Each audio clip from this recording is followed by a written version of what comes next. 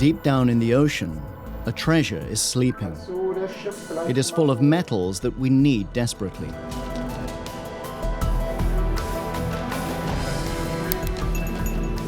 But to this day, this subterraneous world remains as foreign to us as the moon.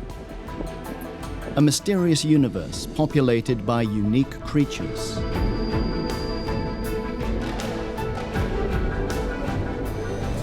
And yet, the industrialization of the deep sea is imminent.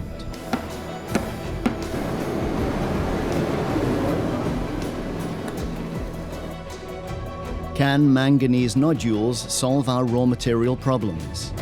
Science ought to answer this question. It's the year 2077.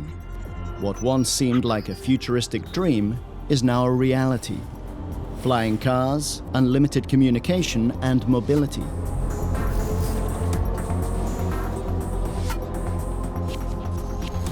From another perspective, however, we've become even more dependent on the metals that make our nice lives possible.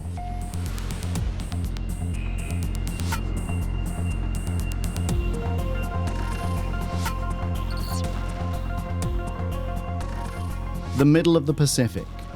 A good 60 years ago, we saw a way out of the raw materials crisis here. Today, an old research vessel sails across the area that Germany, the economic powerhouse, is supposed to save. It was once here already on its maiden voyage.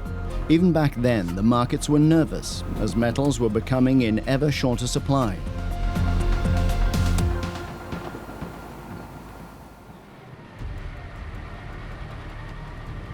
"60 years prior, the MS Sonne was the pride of German ocean research.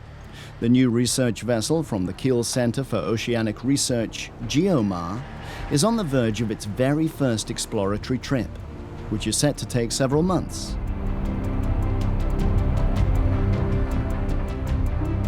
Scientists from all over the world want to explore the seabed of the Pacific. To do so, they will inevitably need to look to the future. A future in which raw materials will be mined from the seabed.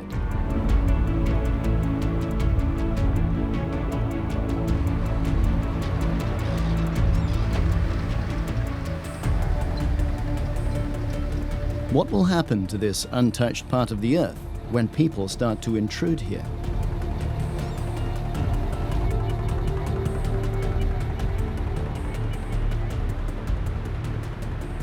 Researchers know that an industry utilizing deep-sea mining will advance well in an ecosystem that is important for the whole planet.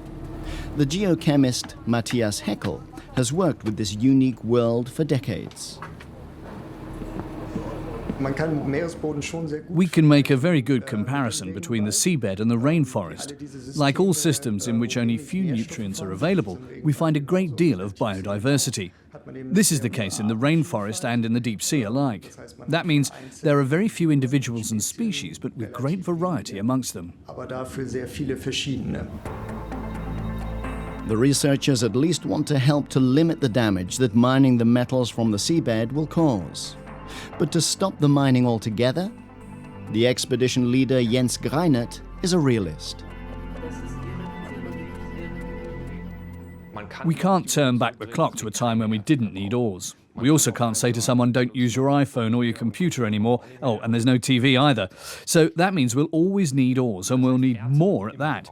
We should make the effort to reduce our need for new oars as much as possible, but we'll always need more. We need to think, where are the oars supposed to come from?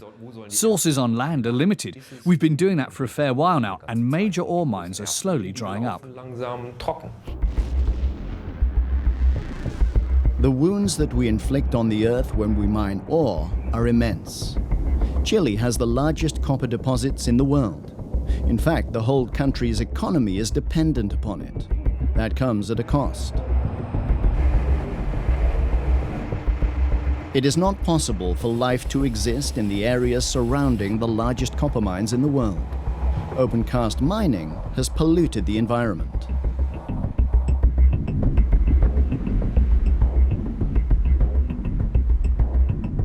What's more, just a few states are responsible for mining many ores. For example, China, which has a virtual monopoly on the rare earth metals that are vital for computers and mobile phones. Prices soared beyond measure when, in 2009, the emerging Chinese economy decided to no longer sell rare earth metals to other countries. Rare earth metals: copper, nickel, cobalt, and chrome.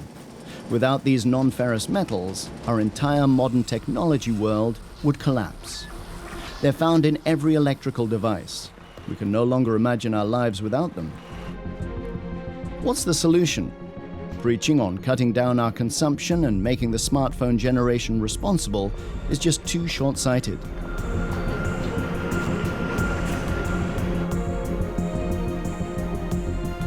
Even environmentally friendly technology such as wind power demands large amounts of copper. Around 30 to 60 tons of copper are built into every wind power plant. Germany has a long tradition of ore mining. There were once ore mines all over the country. The Ore Mountains even owe their name to these rich resources.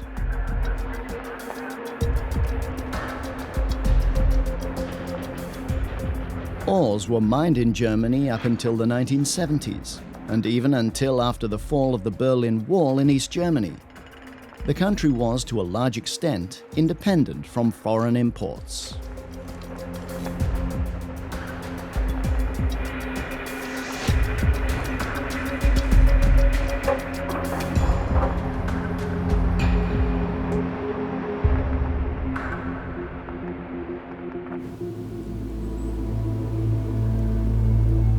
But the mines have long since been abandoned. The concentration of ores in the earth is in too short a supply compared to the mines abroad.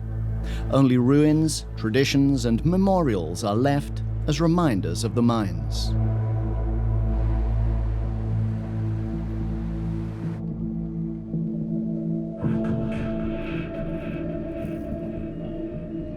Meanwhile, Germany has made a name for herself in the world of metal recycling. The largest copper recycling plant in the world is in Hamburg.